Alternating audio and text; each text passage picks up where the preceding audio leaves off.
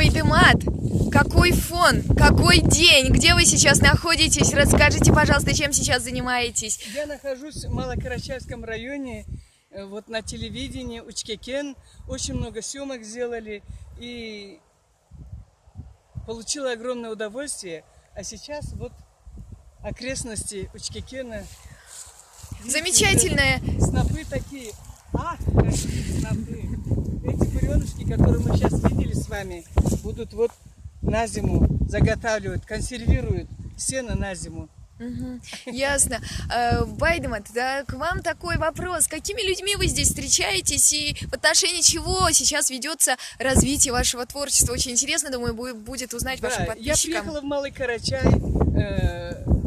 с какими людьми замечательными, с талантливыми, любого возраста, любых интересов. Это касается культуры, религии, вокала. Ну и вас, красавица, как актриса, вы для меня находка.